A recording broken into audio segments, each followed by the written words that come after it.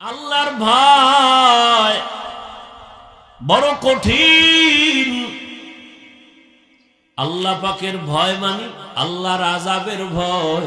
রহমতের নবী বলেন, আমি একদিন মসজিদের পাশেই তো আমার হুজরা আয়েশার ঘরে আমি এশা পরে ঘুমাই।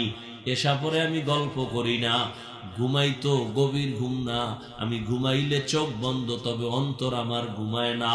রাতের গভীরে হঠাৎ কান্নার আওয়াজ আসতেছে, কে যেন মসজিদের মধ্যে গভীর রাতে কান্না করে। আমি ঘুম ভেঙ্গে উঠলাম, বের হইলাম, নজর করে দেখি নামাজের মধ্যে দাঁড়াইয়া হাউ মাউ করে একজনে কাঁদে। আমি গভীর নজর দিয়া দেখি অচেনা কোনো বান্দা না, অচেনা কোনো আমার আশেক না। আমি তাকায়া দেখলাম জান্নাতের 1 নাম্বার সাহাবী আবু বকর নামাজে দাঁড়ায় দাঁড়ায় হাউ মাউ করে কান্না করে। আমি নবী অপেক্ষা করে, নামাজ শেষে আবু বকর আসলেন, আমাকে দেখে আশ্চর্য হলেন। আমি বললাম, আবু বকর এই রাতে নামাজে দাঁড়ায় কাঁদলেন কেন?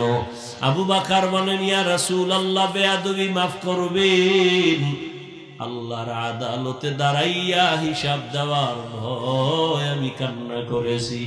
ওরে আল্লাহ তো আপনাকে জান্নাতের সুসংবাদ দিয়েছেন, আবার কিসের ভয়?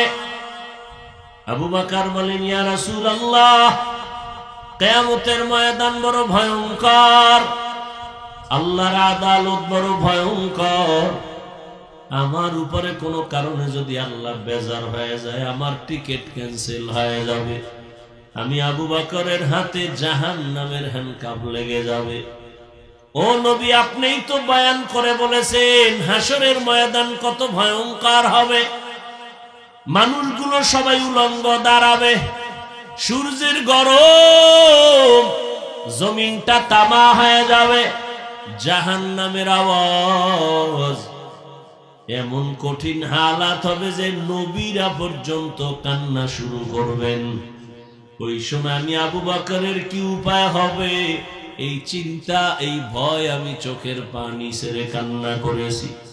ও আমার কলিজার যুবক বাবারা, পর্দার আড়ালের মা বোনেরা, বৃদ্ধ বাবাজিরা, কয়দিন আর দুনিয়ায় বাহাদুরি করবা? চোখের সামনে কত লাশ আর লাশ।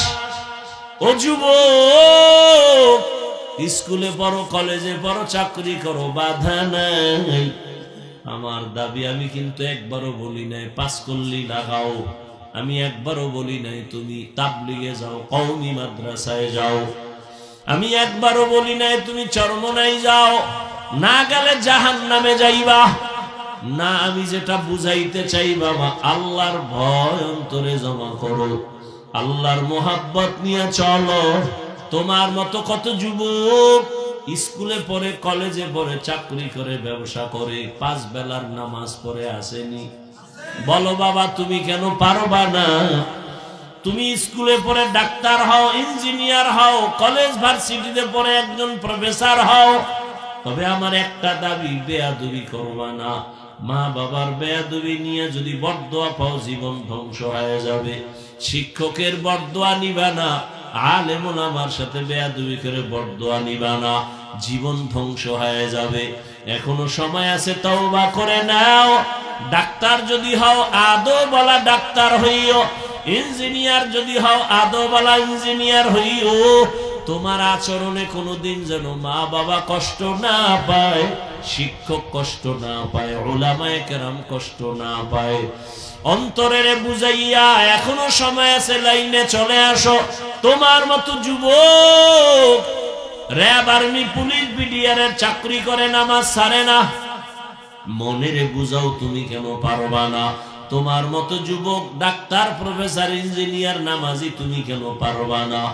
এখনো সময় আছে, মনের বুঝায় তওবা করে নাও।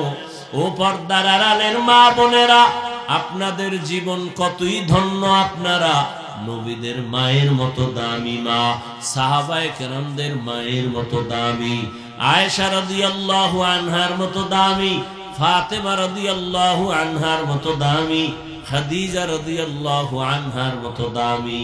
এরে আম্মা জান, এ কারণে আপনাদের এত সম্মান।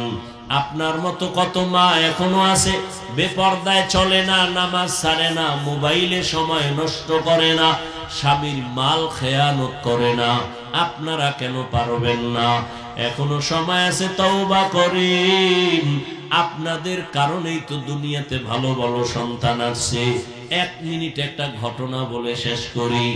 আল্লাহর এক বান্দা মদিনাতুল মুনাওয়ারা থেকে ভারতে আসছে কালেমার দাওয়াত দেওয়ার জন্য। আল্লাহর বান্দা দাওয়াত দিতে দিতে 90 লক্ষ বেশি পরিমাণ বিধর্মী তার হাতে মুসলমান। বান্দার নাম আপনারা সবাই জানেন, খাজা মুঈনুদ্দিন চিশতি আজমিরি রহমাতুল্লাহি আলাইহি। পর্দার আড়ালের মা বোনেরা ভালো করে শুনবেন, যুবক বাবারাও শুনো। ওই মুঈনুদ্দিন এত বড় দামি আল্লাহওয়ালা যে তার হাতে লক্ষ লক্ষ বিধর্মী মুসলমান হয়েছে। মায়ের কাছে গিয়ে খাজা মুঈনুদ্দিন বড় আনন্দ করে। আম্মা বলে, মুঈনুদ্দিন এত খুশি, এত আনন্দ কেন?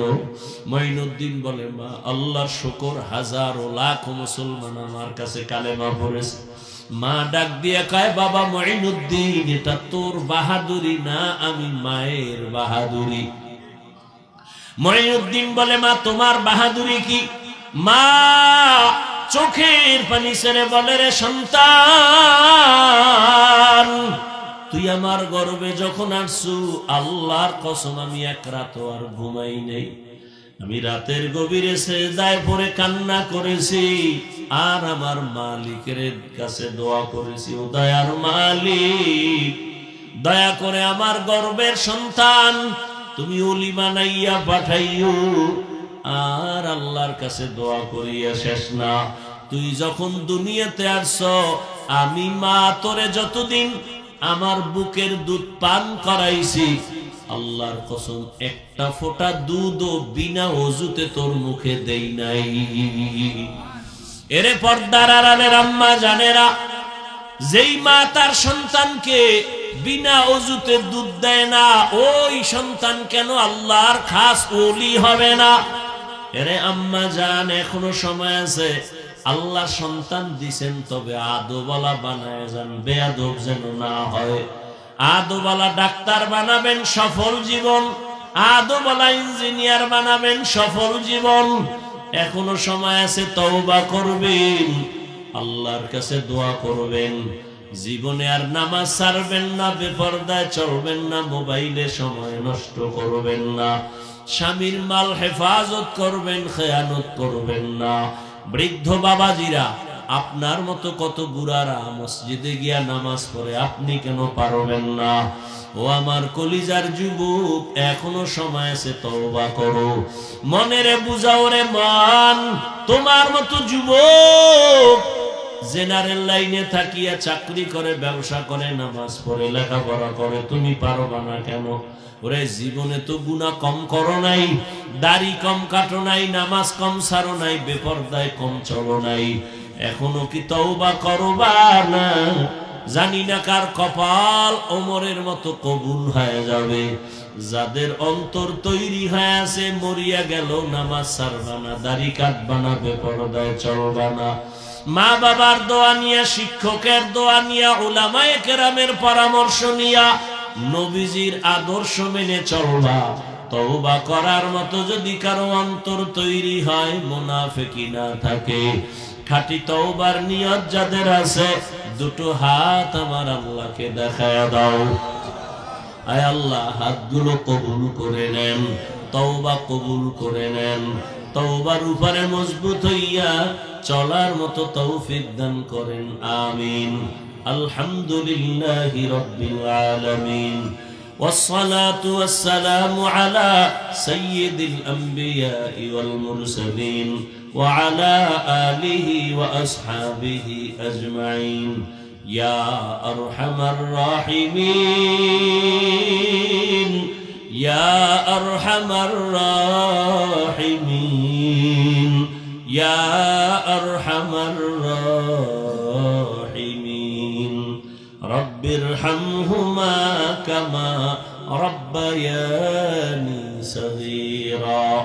اللهم إنك عفو كريم تحب العفو فاعف عنا اللهم إنا نسألك رضاك والجنة ونعوذ بك من سخطك والنار